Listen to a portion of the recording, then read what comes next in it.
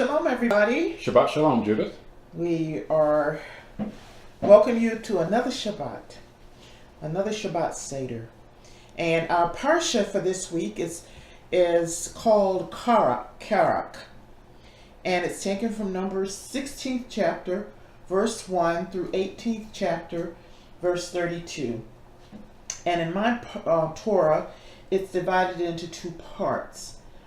The first is called the rebellion of Korach, Dathan, and Abiram, from Numbers 16th chapter, verse 1 through the 17th chapter, verse 15.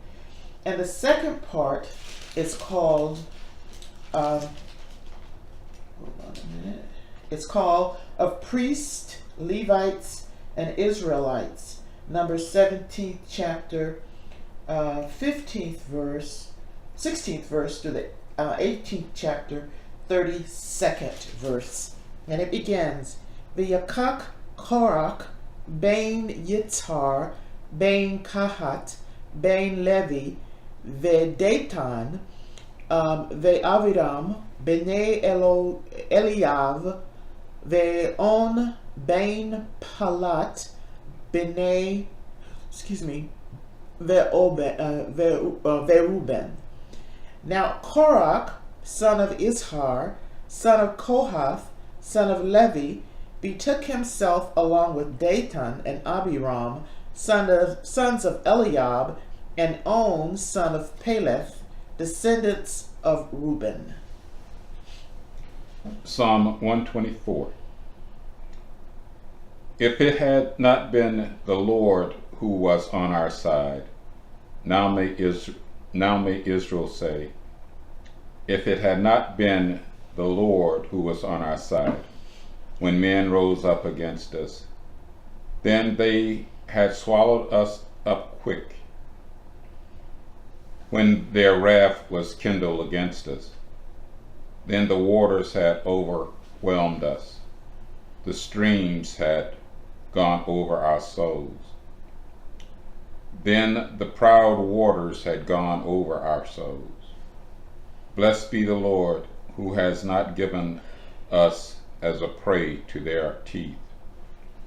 Our soul is escaped as a bird out of the snare of the fowler.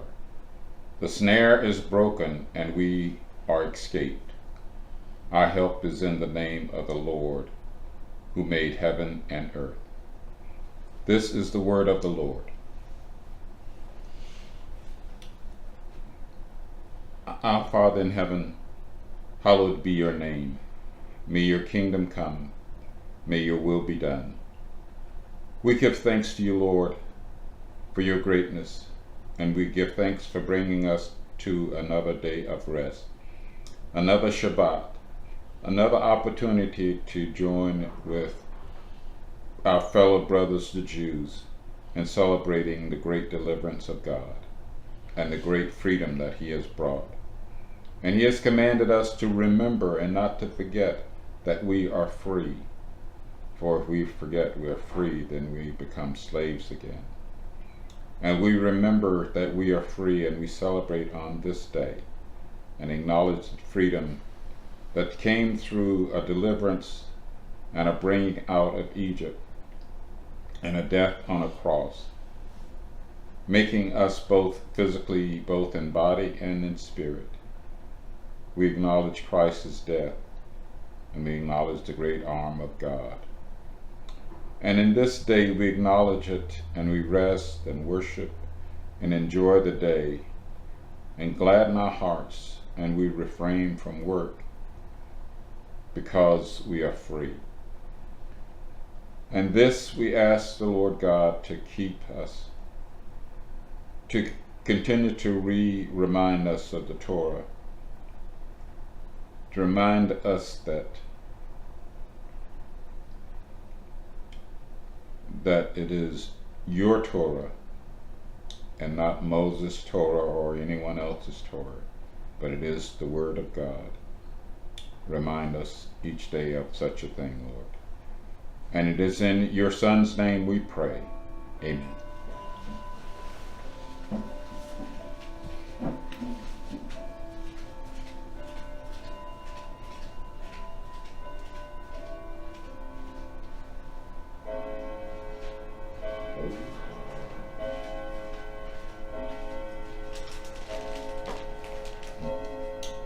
Baruch atah Adonai Eloheinu melech haolam.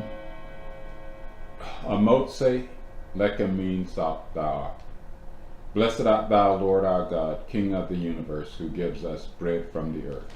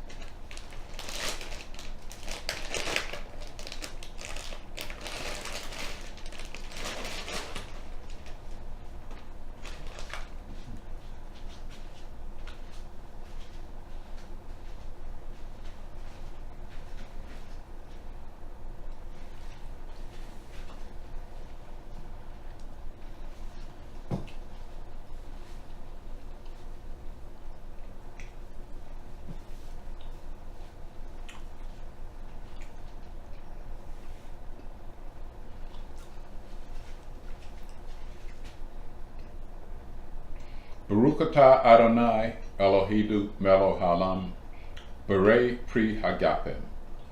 Blessed art thou, Lord our God, King of the universe, who gives us the fruit of the vine. Shabbat shalom. Shabbat shalom.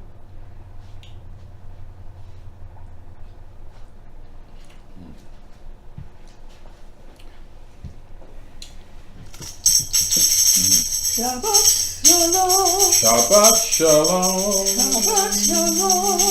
Shabbat shalom. Shabbat Shabbat shalom. shalom. Shabbat, Shabbat, Shabbat, Shabbat shalom.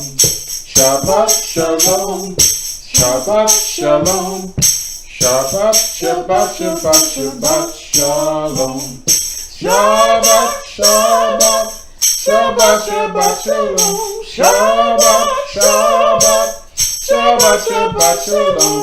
Shabbat shalom. Shabbat shalom.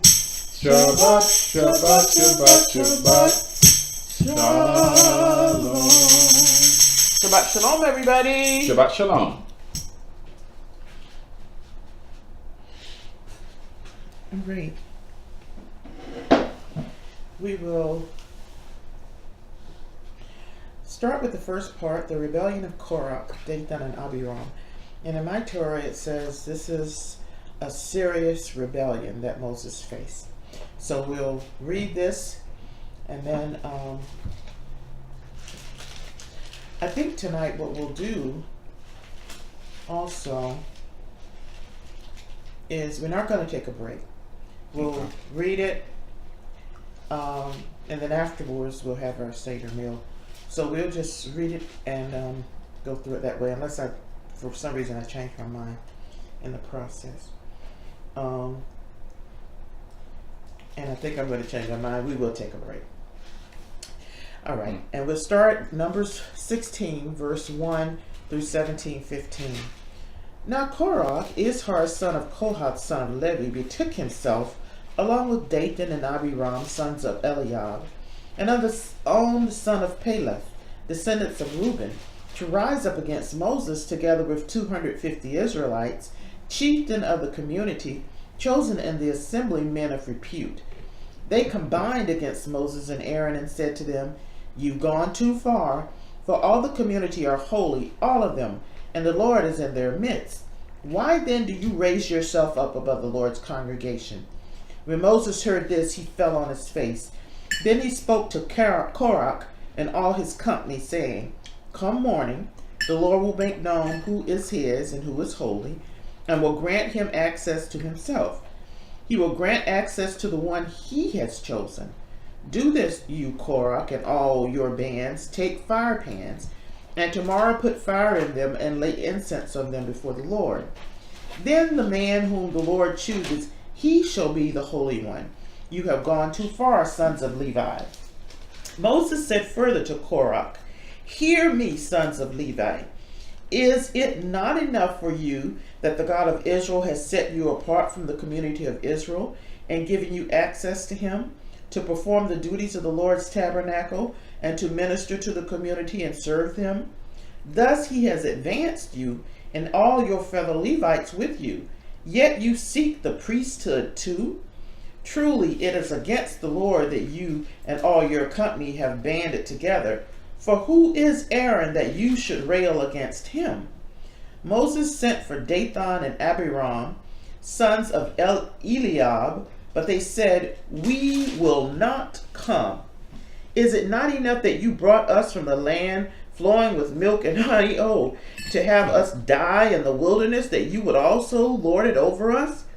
Even if you had brought us to a land flowing with milk and honey, and given us possession of fields and vineyards, should you gouge out those men's eyes? We will not come." Moses was much aggrieved, and he said to the Lord, "Pay no regard to their oblation. I have not taken the ass of any one of them, nor have I wronged any one of them." And Moses said to Korach, "Tomorrow you and all your company appear before the Lord, you and they and Aaron. Each of you take his fire pan and lay incense on it, and each of you bring his fire pan before the Lord, 250 fire pans. It's on at the entrance of the tent of the meeting, as did Moses and Aaron." Korach gathered the whole community against them at the entrance of the tent of meeting. Then the presence of the Lord appeared to the whole community, and the Lord spoke to Moses and Aaron, saying, "Stand back from this community, that I may annihilate them in an instant." But they fell on their face and said, "O God, source of the breath of all flesh, when one man sins, will you be wrathful with the whole community?" The Lord spoke to Moses, saying, "Speak to the community and say, withdraw from about the abodes of Korach, Dathan, and Abiram." Moses rose and went to Dathan and Abiram, the elders of Israel following him. He addressed the community, saying, "Move away from the tents of these wicked men, and touch nothing that belongs to them, lest you be wiped out for all their sins." So they withdrew from about the abode of Korach, Dathan, and Abiram. Now Dathan and Abiram had come out, and they stood at the entrance of their tents with their wives, their children, and their little ones. And Moses said, "By this you shall know that it was the Lord who sent me to all these things, that they are not of my own devising. If these men die as all men do, if their lot be the common fate of all mankind, it was not the Lord who sent me. But if the Lord brings about something unheard of, so that the ground opens its mouth wide and swallows them up with all that belongs to them, and they go down alive into Sheol, you shall know that these men have spurned the Lord." Scarcely had he finished speaking all these words, when the ground under them burst asunder, and the earth opened its mouth and swallowed them up with their households, all Korach's people and all their possessions. They went down alive into Sheol with all that belonged to them. The earth closed over them, and they vanished from the midst of the congregation. All Israel around them fled at their shrieks, for they said, "The earth might swallow us." And a fire went forth from the Lord and consumed the 250 men offering the incense. The Lord spoke to Moses, saying, "Order Eleazar, son of Aaron, the priest, to remove the fire pans, for they have become sacred, from among the charred remains, and scatter the coals abroad. Remove the fire pans of those who have sinned at the cost of their lives, and let them be made into hammered sheets as plating for the altar. For once they have been used for offering to the Lord, they have become sacred. And let them serve as a warning to the people of Israel." Eleazar the priest took the copper fire pans, which had been used for offering by those who died in the fire, and they were hammered into plating for the altar, as the Lord had ordered him through Moses.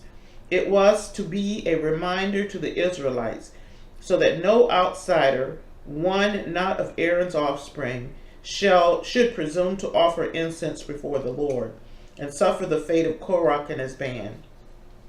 Next day, the whole Israelite community railed against Moses and Aaron, saying, "You two have brought death upon the Lord's people." But as the community gathered against them, Moses and Aaron turned toward the tent of the meeting, and the cloud had covered it, and the presence of the Lord appeared. When Moses and Aaron reached the tent of meeting, the Lord spoke to Moses, saying, "Remove yourselves from this community, that I may annihilate them in an instant." They fell on their faces. Then Moses said to Aaron, "Take the fire pan and put on it fire from the altar. Add incense and take it quickly to the community and make expiation for them. For wrath has gone forth from the Lord, the plague has begun." Aaron took it as Moses had ordered and ran to the midst of the congregation where the plague had begun among the people. He put on the incense and made expiation for the people. He stood between the dead and the living until the plague was checked. Those who died of the plague came to 14,700, aside from those who died on account of Korach. Aaron then returned to Moses at the entrance of the tent of the meeting, since the plague was checked. This is a big thing here. This is a big rebellion, as the authors alluded to here. A big rebellion, a rebellion of Korach, Dathan, and Abiram, and they certainly did rise up against Moses. And one of the things that struck me as I was reading is that they call Egypt the land of milk and honey. And that sent shivers down my spine, because I know this is not the beginning of the anti-Christ system or anti-God system, but it certainly has some of the roots here, because they call Egypt the land of slavery, the land of milk and honey, as opposed to calling Israel the land they're going to, the land of milk and honey. So this is one of the roots of the anti-Messiah, anti-God government right here at the with the incident with Korach, Abiram, and Dathan. And also another thing that it takes a lot of chutzpah. I think that's Yiddish, or I don't think it's Hebrew. Chutzpah, it takes a lot of nerve. When Moses called for them, they refused to go to him, and they kept. This is really serious. It takes It takes a lot of nerve, because Moses asked a question to them. It said, "God has allowed you contact with him, direct contact with him, but that's not enough. You want more." And he found that incredulous, and I find it incredulous too. But we find a lot of things going on here, where Moses intercedes for the community, where Aaron intercedes for the community, to stay God's hand with the plague, because this is very serious. This is a very serious thing here. John? Yes, this is some of the teachers call this the worst rebellion. Yeah, the worst rebellion, and it's done by Korach, who is also a Levi, which means if he's a Levi, he's related to Moses, mm-hmm. and I think the lineage would be he is Moses' cousin. He has a very prominent position. He carries the ark. Mm-hmm. I don't know if you can. That's aside from being the priest, carrying the ark is part of the most prominent position you can have. And what Korach is doing. Well, let me back up a little bit. It is my understanding that Korach was a very rich man. Mm-hmm. He was knowledgeable, and he was a man of stature. And some of the things we can get from the passage, speaking of the type of man he was. And he was wealthy, he was intellectual, he was smart, but unfortunately his wealth and his intellect led him astray. So much so that he said to Moses that Moses was making these things up.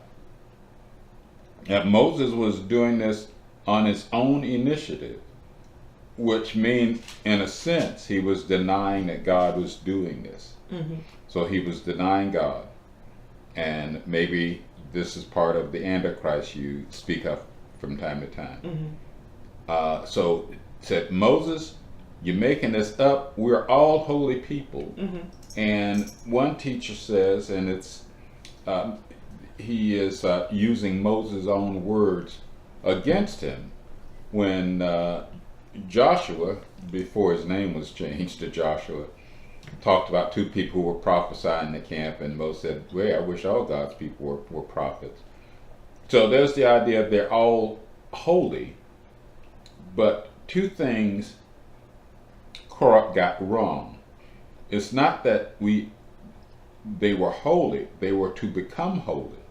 It's actually becoming holy day by day by day. It's a growth effort as opposed to something that's static. How did Korach get his wealth? Some say he was a big muckety-muck in Egypt. He was in charge of the treasury, and he was, and that's how he obtained his wealth.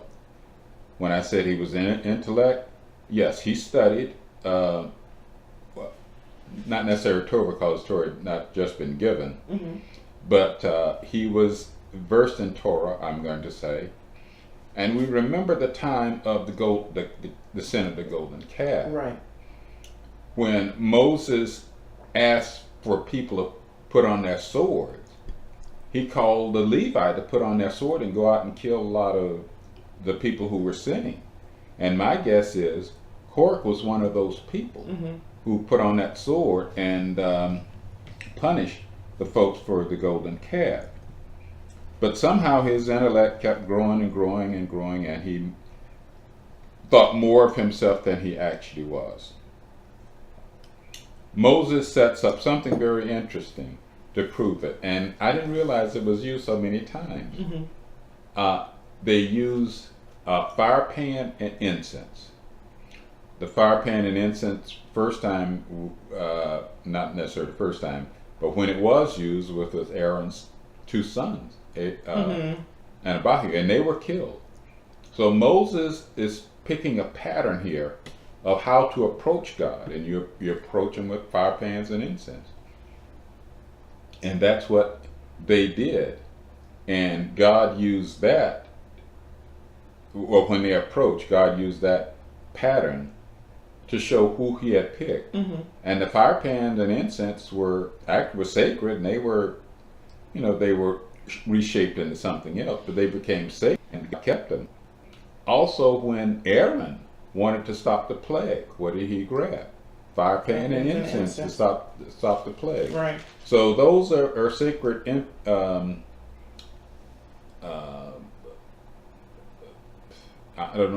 instruments that were used. But something new happened with Korach. Said the ground would open, and it took them down alive. Some verses said alive. So something new happened here. And some say that Korach is still alive, and he's saying to himself, Moses was right and I was wrong. But it was the greatest rebellion. One teacher looks at it another way as well. And if there is a rebellion, how do you stop a rebellion? You would think a miracle would stop a rebellion. But it didn't work that way. No. And Moses knew one thing too. Well, his reaction was they weren't rebelling against him. They were rebelling against God. And Moses took the wrong approach, as according to one teacher. Moses, I shouldn't say took it wrong. Moses took it personal. And that was the mistake. When these are people in your own family, when they criticize you and gang up against you, sometimes that's more destructive than outsiders. But Moses took it personal. They were after God. They were after Aaron, not necessarily Moses.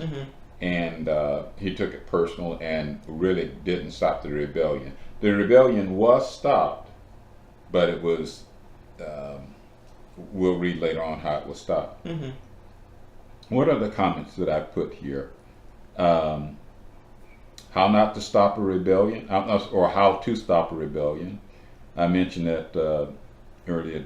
Korach was Moses' cousin, was a rich man. Some say he was a righteous man, and who was part of the growth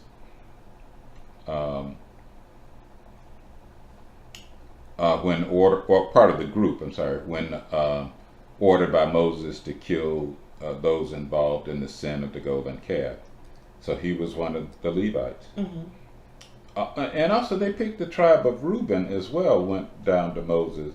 And maybe they felt, well, Reuben was the firstborn. So maybe they felt that he should be in charge. Yeah, they should get a slice of the pie too. Right. So, Moses, you're making this all up. You're making this up. Very arrogant towards Moses. And that's, I did want it, what else did I put? I said, Korach wanted a more prominent role in the community, not simply carrying the ark, but he failed to grasp the full meaning of holiness as well. I maybe it's me, but I would think carrying that ark, you carry it in the battle, you carry it everywhere.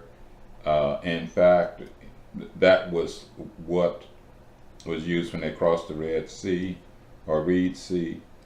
But they wanted more than that. And maybe riches and intellect will cause you to think of yourself more than what you really are. Well, so he began to think more of himself than he really was. Than he should have. Yeah. But then again in this 13th verse, I think that he exposed him, or he showed himself to be an anti-God. I say anti-Messiah, anti-God, because by attributing the land of milk and honey, which God promised to take Israel to Egypt, how much more opposite can you get from what God is teaching? So he may have been righteous in a sense, but and this just jumped at me when I was reading it. Right. Sounds, and again, what you were saying about that the people were not fighting against Moses; they were fighting against God. Right. Basically, so this says to me that Abiram and Dayton and Abiram, Dayton, and Korach were basically anti-God, anti-Messiah, anti-Christ. So and again, I'm not saying the seeds of that particular rebellion were planted here, but certainly they took stronger root, because this is bold. It's almost like what Satan said, and is it Isaiah, that he would ascend to the throne of the Most High. This seems like to what they're saying. They want to ascend. Right. They wanted a higher role. Yes, that's not theirs. A role that's not theirs, and a position that is not theirs. So this is nothing new. This is just serious in that they mounted an effort to overthrow Aaron. So Aaron and Moses. This is very, very. But again, there's nothing new under the sun. How often does the enemy use whomever to subvert the will of God? And certainly here, that's all they're doing, is subverting the will of God. Because instead of going forward to the land of Egypt, they want to take them back. Forward to the land of Israel, excuse me. They want to take them back to the land of Egypt. Anti-God. Okay? Anything else? Okay. No. Well, the part about the milk and honey did strike me. But also the prior lesson, Mm-hmm. they acknowledged that the promised land was also a land that truly flowed with milk and Yeah. honey. So they really don't know exactly what they want. They don't want. They don't want Moses in charge. That's for sure. They don't want God. They don't want God. They don't want God. As simple as that. Right. Moses took it personally. They just didn't want to do what God says. Mhm. That's all this is. They wanted to do what they wanted to do. Exactly. Right. Exactly. This is all this is. So big to do here. Okay. All right, we'll take a break and then we'll go on to the next part of priests, Levites, and Israelites from Numbers 17th chapter, 15th verse to the 18th chapter, 32nd verse. Now in here, in my Torah, it says in the King James, it says, and other translations following the Septuagint's version differ in chapter and verse arrangements from the Hebrew text. They assign 50 verses to chapter 16 and therefore shorten chapter 17 by 15 verses, making 17:1 equivalent to 17:16 in our version. So just to those who are using the King James, just to let you know what's going on here. Okay, so then let me just make sure I get, and it's really not that long, so we'll divide it up but we'll have our break. Okay.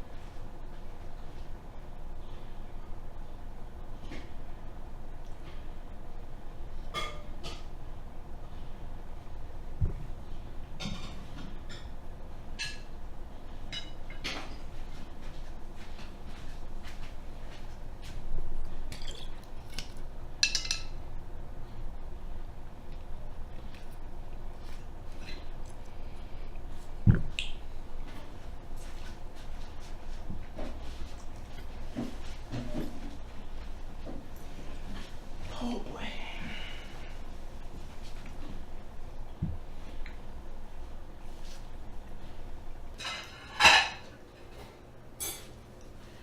That's good. I enjoy that.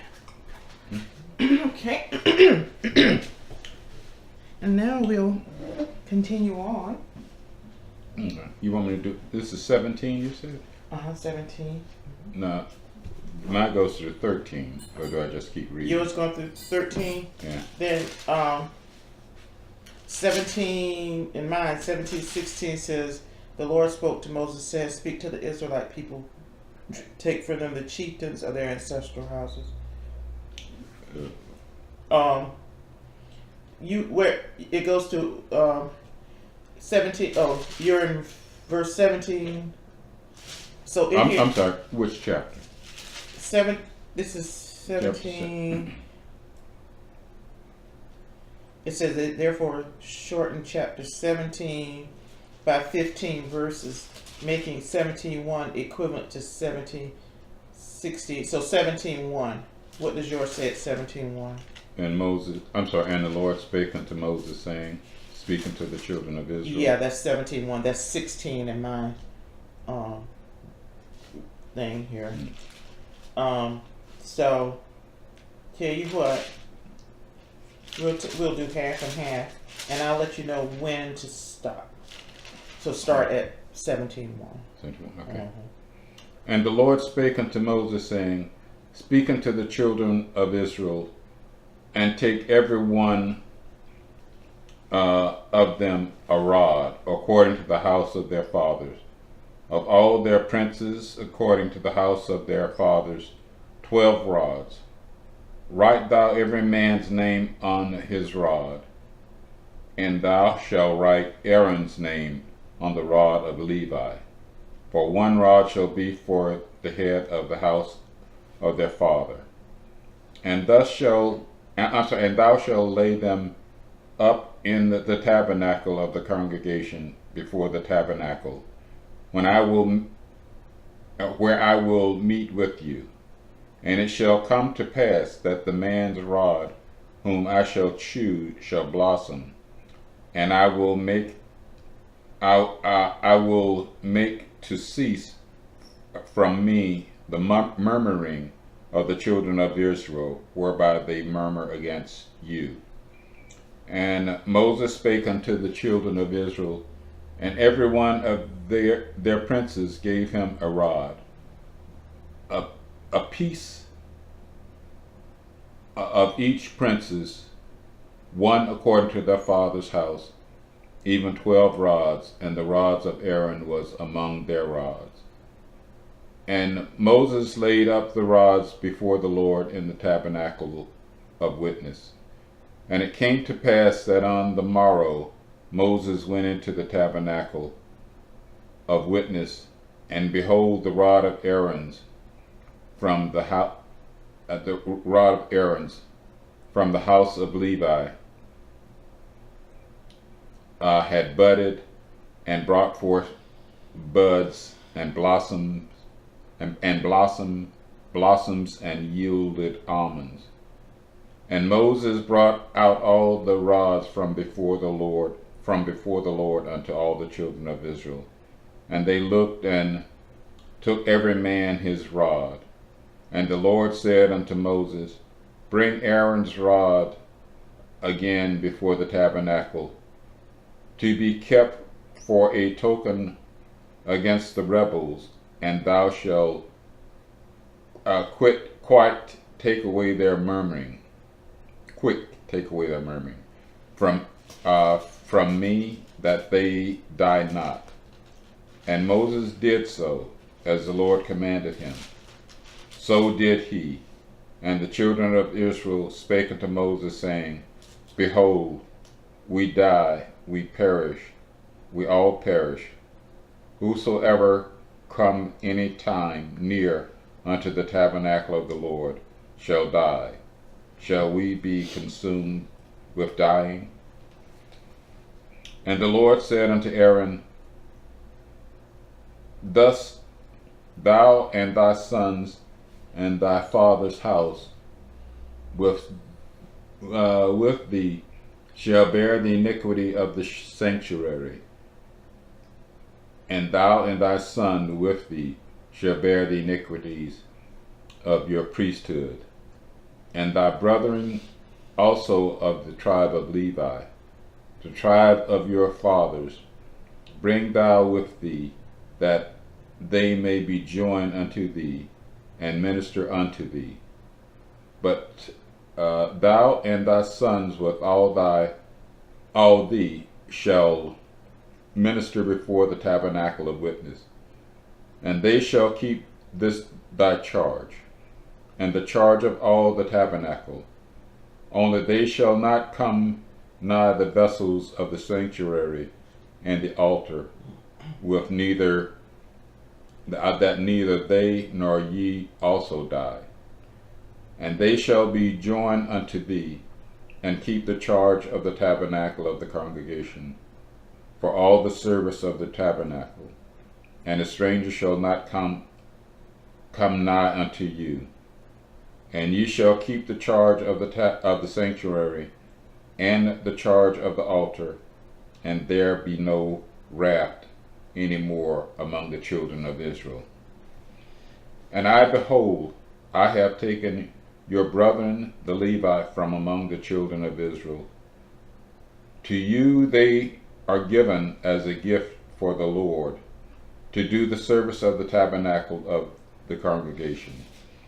Therefore, thou and thy sons with thee shall keep your priest office for everything of the altar, and within the veil, and ye shall serve.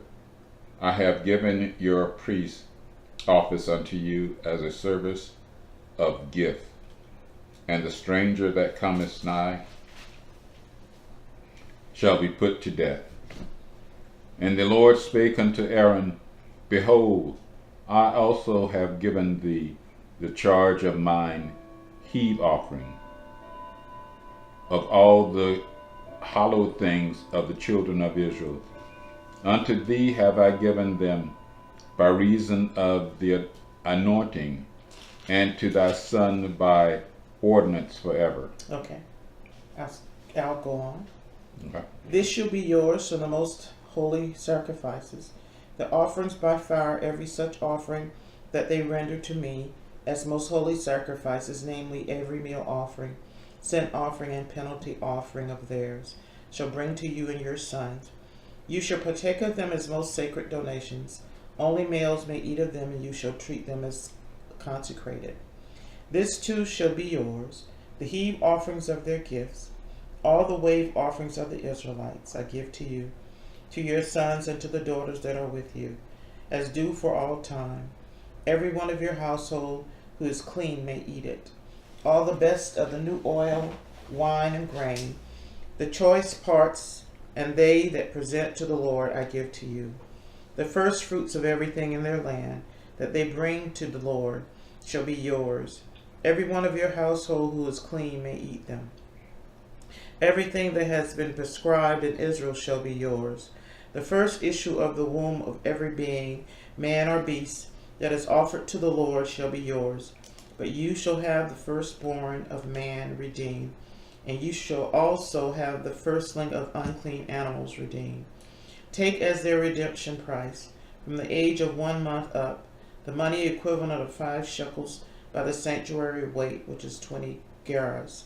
But the firstlings of cattle, sheep, or goat may not be redeemed. They are consecrated. You shall dash their blood against the altar, and turn their fat into smoke, as an offering by fire for a pleasing odor to the Lord. But their meat shall be yours. It shall be yours like the breast of wave offering, and like the right thigh. All the sacred gifts that the Israelites set aside for the Lord I give to you, to your sons and to the daughters that are with you, as due for all time. It shall be an everlasting covenant of salt before the Lord for you, and for your offspring as well.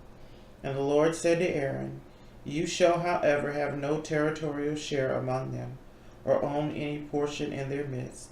I am your portion, and your share among the Israelites.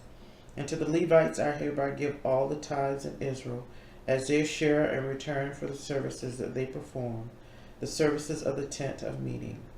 Henceforth, Israelites shall not trespass on the tent of meeting, thus incur guilt and die. Only Levites shall perform the services of tent of meeting. Others would incur guilt. It is a law for all time throughout the ages. But they shall have no territorial share among the Israelites, for it is the tithe set aside by the Israelites as a gift to the Lord that I give to the Levites as their share. Therefore I have said concerning them, they shall have no territorial share among the Israelites. The Lord spoke to Moses, saying, Speak to the Levites and say to them, When you receive from the Israelites their tithes, which I have assigned to you as your share. You shall remove from them 1/10 of the tithe as a gift to the Lord. This shall be accounted to you as your contribution, as with the new grain from the threshing floor, or the flow from the vat. So shall you on your part set aside a gift for the Lord from all the tithes that you receive from the Israelites. And from them you shall bring the gift to the Lord, to Aaron the priest. You shall set aside all gifts due to the Lord from everything that is donated to you, from each thing its best portion, the part thereof that is to be consecrated. Say to them further, when you have removed the best part from it, you Levites may consider it the same as the yield of threshing floor or vat. You and your households may eat it anywhere, for it is your recompense for your service in the tent of meeting. You will incur no guilt throughout it, once you have removed the best part from it, but you must not profane the sacred donations of Israelites, lest you die. What do you have to say about it? Well, to copy you, God is telling by the example of the rods, where one rod comes from every tribe. God is affirming that He chose a certain group. Everyone else gave rods, and Aaron's rod sprouted, budded, and had almonds, which gives the indication that his rod was a living rod and God was active in that rod. All the other rods are dead rods.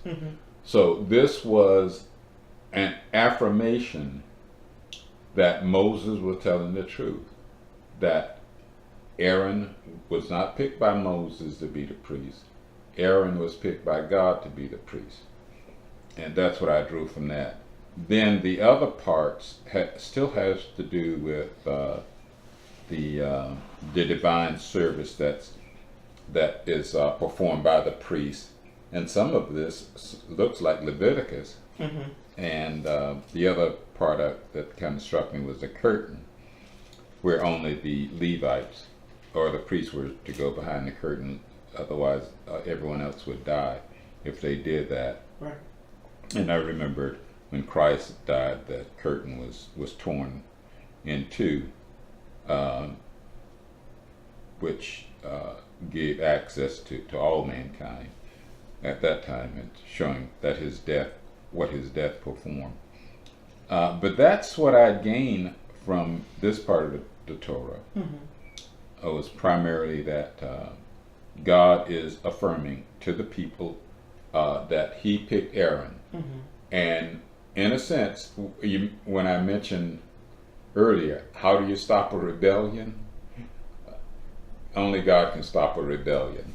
And God stopped the rebellion by affirming that He chose Aaron, not Moses.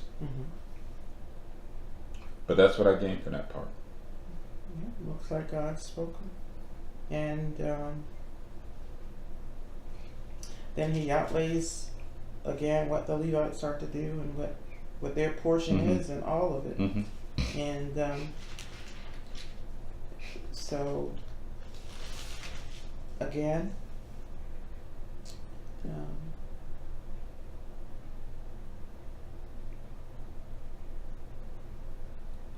God has spoken. Yeah, God has spoken. God has spoken. That's how He affirmed that. Well, no, Moses was not speaking of his own. No, was not speaking out of turn. Right. Was indeed chosen by God. Right. So, exactly. And and Aaron was the one He chose. All right. Now we go on next week, and the Torah portion is called Hukat, and it's from Numbers 19th chapter, verse 1 through the 22nd chapter, verse 1. And in my Torah. It's divided into 3 parts, I think. Let me just make sure before I tell you. 21, 19. Yes. The first part is Numbers 19, 1 through 22, the red cow, laws of purification. And then the next one is Numbers 20 through 20, chapter 20, verse 1 through 29, 38 years later, and then Numbers 21, verse 1 through 22, wandering and warring. וידבר אדוני אל משה ואל אהרון לאמור, זאת חוקת התורה אשר צווה אדוני לאמור, דבר אל בני ישראל ויקחו אליך פרעה אדמה תמימה אשר אין בה מום אשר לא עלה על עלייה על. Oh, that was. It says, the Lord spoke to Moses and Aaron, saying, this is the ritual law that the Lord has commanded.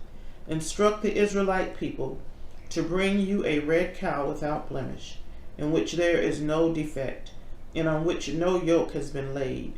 You shall give it to Eleazar the priest. It shall be taken outside the camp and slaughtered in his presence. So, this is a big thing for next week, because the red cow, the red heifer, if you heard it talked about, because it's required for purification, I think, before they can do all these things in the temple. And even today, you can easily go on YouTube, Google, you'll find a lot of things about the present day efforts to breed a red heifer in Israel. And I do believe, I haven't looked at anything recently as last year, but even last year I think they had said that they had a red heifer born without blemish in Israel, and that they are ready to rebuild the third temple once everything's negotiated as to where they're going to put it. So between now and then, you may want to see where they're at with that, because this is a very timely Torah portion. Anything else you'd like to say? No, just thank for the folks who listen, and I hope they're able to grow with the teaching we have and with their own self-study. Okay, we'll sing Praise God from whom all blessings flow. Praise God from whom all blessings flow. Praise Him, O creatures here below. Praise Him above the heavenly host. Praise Father, Son, and Holy Ghost. Amen. Well, we pray that everyone will have a wonderful Shabbat Shalom, and that the Lord will speak to you during this time as to what He would have you do during the coming week. There is much going on in our world, and it's unsettling. But how do you settle the unsettling feeling that you have? You come closer to the Lord, and by studying His Word, by setting aside the time on His Sabbath to do so, draw closer to Him, so that your unsettled feelings will be settled, that you would come to know that He is all we need. There is nothing too hard for Him, and that He can give us peace as the world cannot give us peace. So we thank you for joining us. Shabbat Shalom and Shavua Tov. Shabbat Shalom, Judith, and Shavua Tov.